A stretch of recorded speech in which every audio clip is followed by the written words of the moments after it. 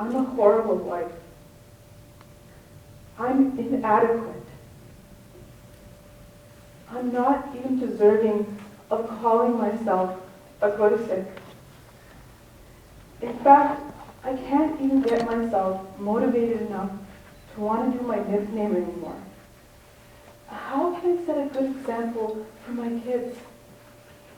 I desperately want to be able to do Kirtan, Path, Simran with them.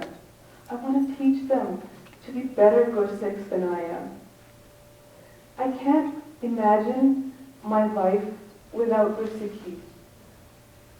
But look at me. I can't even get the basics right. I don't know how to be an effective mother. I lack patience. How can I do it all? I can't. I'm not good enough. What's wrong with me? That was a glimpse into what my inner dialogue looked like for 5, maybe 6 years. I honestly don't remember anymore because it feels like a century of internal misery. Even at times now, some of that darkness, it creeps back up again. I have to fight it hard. I'm still learning how to retrain my brain. I've been so used to consistently beating myself up, self-loathing, living in darkness. It's become somewhat of a comfortable space for me, as odd as that sounds. And it's been a long and difficult road trying to be intentionally kinder to myself. The experiences that have led me to nurturing my own growth have been brand new for me. I started sharing those experiences with my close family and friends, and they've encouraged me and supported me beyond what I ever could have imagined.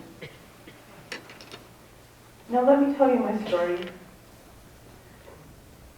After my daughter was born, she's my youngest child, I vividly remember dreading the time that the sun would begin to set, because I knew that it meant it would just be myself and her, waking up multiple times at night to nurse. And even though I wasn't physically alone, I had my husband there, my kids, and my brand new baby, I still felt completely and utterly alone. I remember one particular time when I was just having a complete mental breakdown, a panic attack.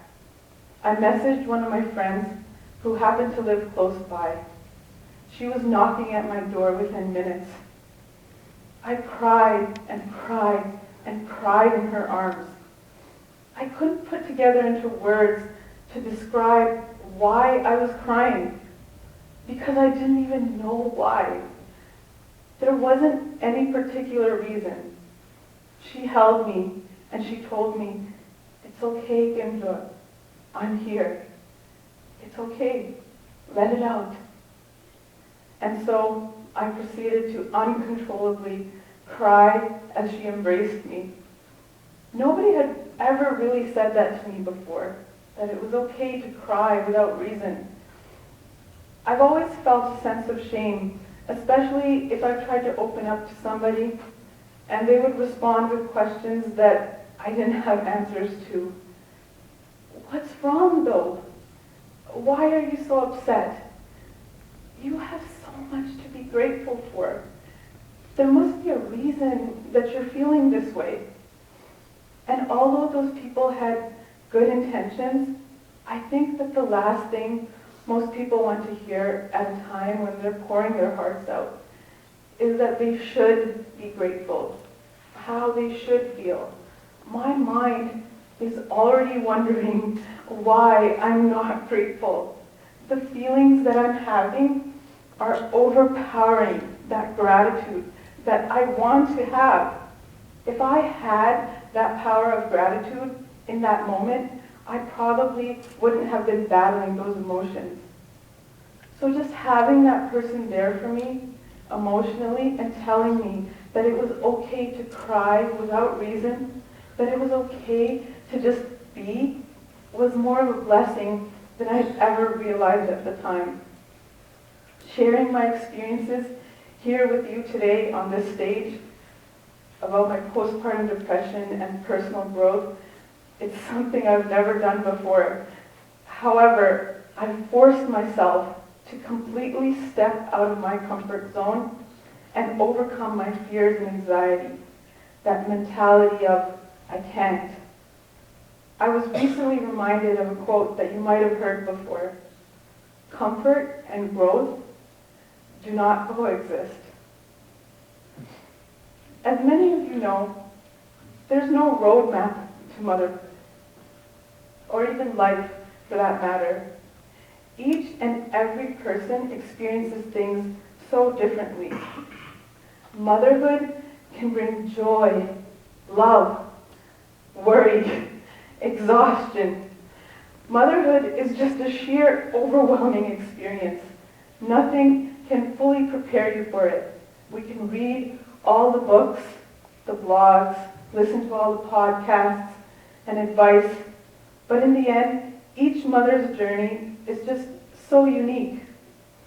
I had already experienced some hardships with postpartum depression after having my second child.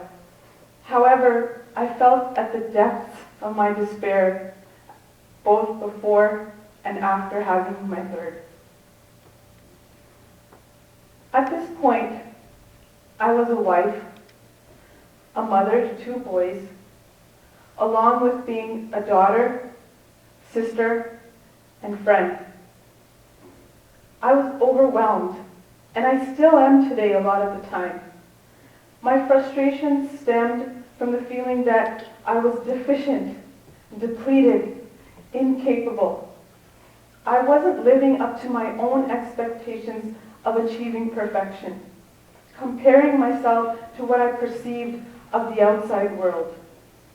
I felt inadequate as a wife and a mother because I felt like I couldn't keep up with the normal everyday things, like making dinner, keeping the house clean, and keeping my family happy. I didn't have the will to wake up and just enjoy each and every moment that was gifted to me. I didn't know how to be grateful or present with my family or even with myself. I felt like I was a terrible mother to my boys because I never had time for them. I was consumed with taking care of the baby and simply surviving the day, trying to make it through each moment in one piece. I was constantly an emotional wreck with my daughter, oftentimes just crying to myself while nursing her.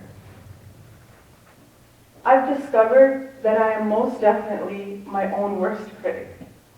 After reaching out to a number of people, I've learned that I need to learn to love myself first before I can provide that love and care for the others around me. But how do we do that? What does it mean to love yourself? As a mother, most of you know that it's natural for us to put the needs of our families ahead of our own. We don't see it as a priority to take care of ourselves. My experiences have led me now to believe that self-care is necessary in order for us to nurture ourselves. Self-care can mean any number of things, and you have to find out what it means for you. It could mean working out, going for a walk, reading a good book, taking some time to do Simran and Baj, anything that makes you feel safe and happy. The first time I had experienced postpartum depression was after having my second son.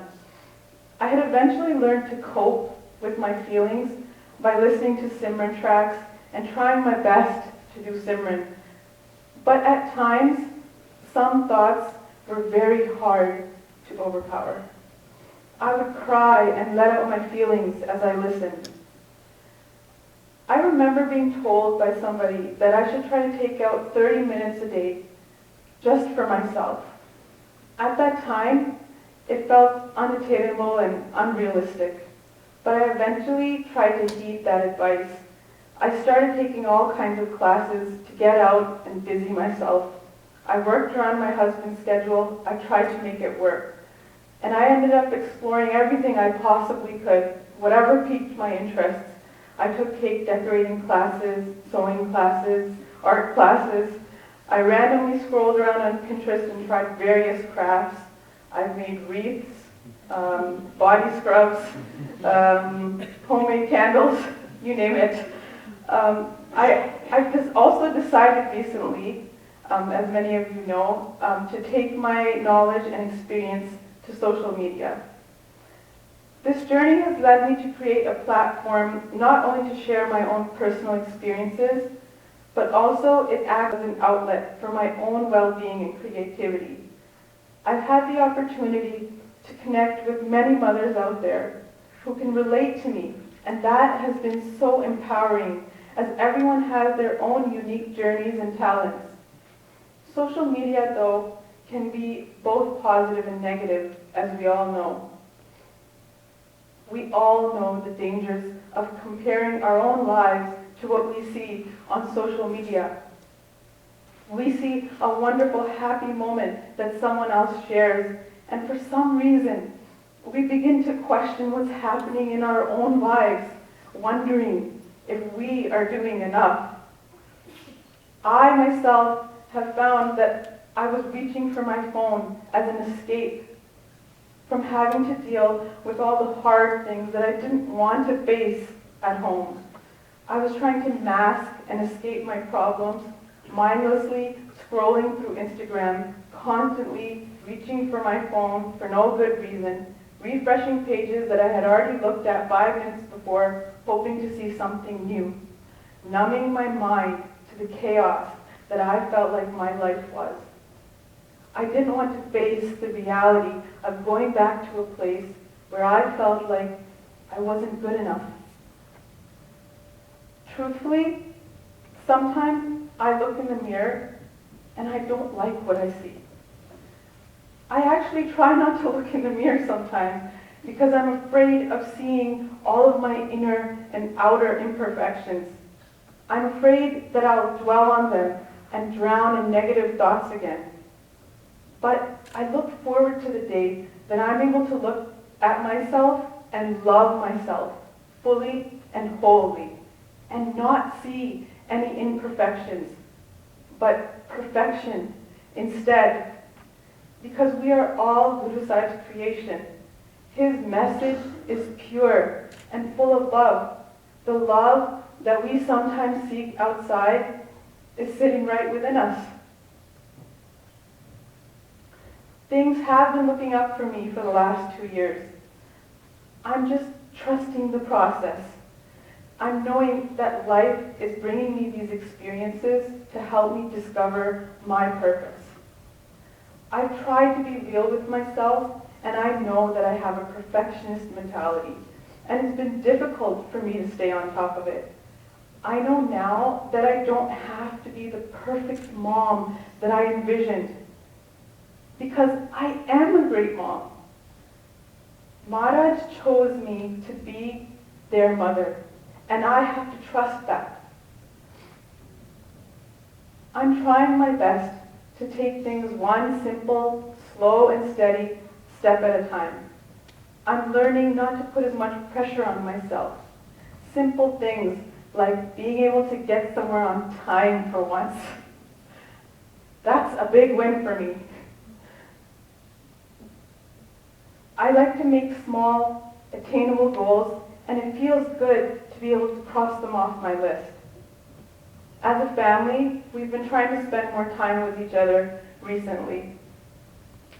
We're a little late to the game, but we started playing Uno, and we end up playing every day now.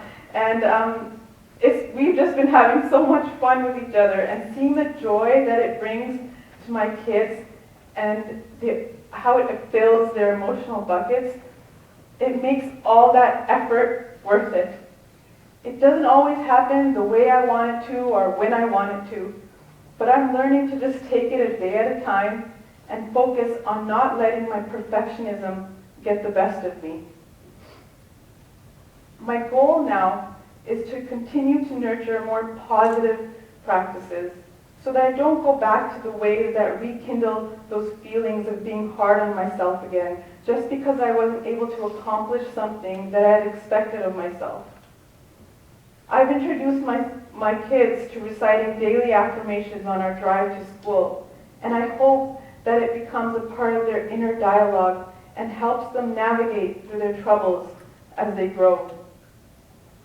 Above all, I tell my kids, and I encourage you all, to find what you love about Sikhi. From what I've learned through my own difficulties and Sangat of Gursikhs, is that there's multiple ways to connect to Guru Sahib. For me personally, it's Kirtan. Kirtan calls to me and touches me in ways that I can't even describe to you here. It gives me solace and reassurance when I feel alone. Whether you're a Kirtan person or a Gatha person or Path, Nam Simran, whatever kind of avenue that helps you connect to Maharaj, identify it and use it. Guru Sahib's arms are always wide open. Maybe someone will hear me here tonight and my words will offer some encouragement and companionship. Maybe somebody can relate to it, find their purpose or their way. And this can be a mechanism of support. That knowledge that you're not alone is so powerful. It uplifts you and gives you hope. A while back, maybe about 2 years ago, I had ordered this piece of artwork from Kiranjot Kaur. It reminded me so much of my daughter.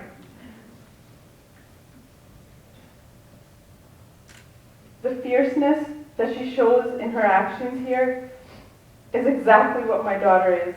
She plays with her brother's swords, lightsabers, and capes, and she runs around looking just like this. Within that package, there was another little surprise that I hadn't ordered. It was a small booklet, which I believe is also called a zine. Kiranjot Kaur didn't know at the time how much her little gift had touched me, and the timing was perfect. I've kept it by my bedside since the moment I discovered it in her package, and I refer to it whenever I'm feeling down. It uplifts me and motivates me. I'd like to read it to you tonight. It's called Sometimes.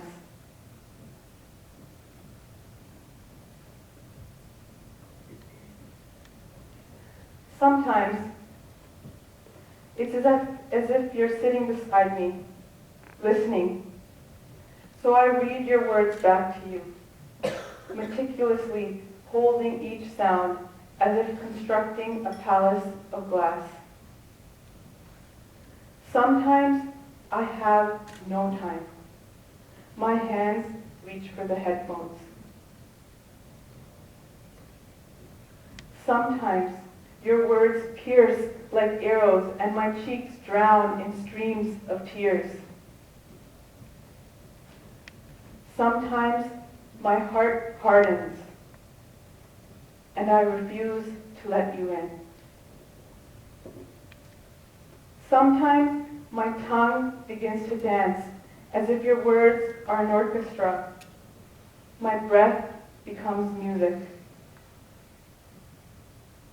Sometimes my mouth moves like an automated machine, whilst my mind runs and wanders to places my ears cannot reach. Sometimes it's as if we're sitting somewhere far under the stars by the warmth of a fire, swimming in the most deep and profound conversations. Sometimes I do not understand you. Sometimes I feel you deep within, speaking through. I sit quietly and feast. Sometimes I feel exhausted I've been traveling for so long, yet you seem just as distant. What is the point? But always, only you bring me hope and healing. Like the sun, you are always here. Each day, depending on the sky of my mind and the clouds of my thoughts, I feel your rays, sometimes more, sometimes less. I am sometimes. You are always.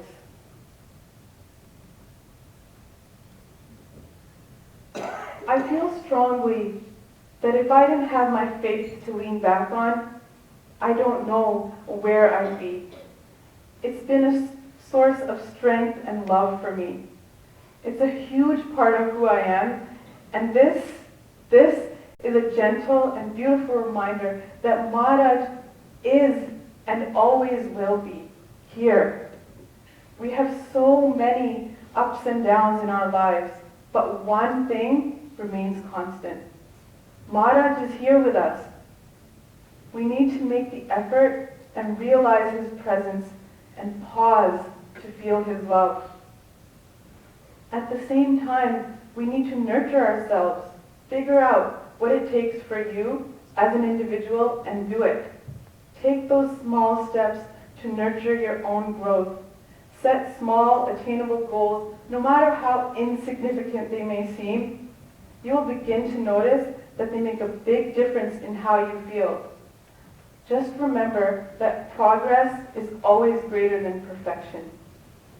I'm always telling myself this. Yes, I have to talk to myself. I have to use affirmations to change my mindset. Telling myself things that I might not believe in my core, but eventually I know that the more I say it to myself, I will begin to believe it, live it, breathe it. I've given you examples of the negative self-talk that was a constant in my brain. And in contrast to that now, I try to say the opposite. I am an incredible mother. I love and care and nurture my kids. I show up every day. I'm an amazing wife. I'm worthy. I'm loved. I'm strong. I believe in myself. I'm thankful and grateful for this life, for the people in my life, and for every breath that I take. I'm thankful for having Guru Sahib hold me up and give me light. I am doing my best. When I fall, I get back up. Every day is a chance to do better, and I am enough. Thank you.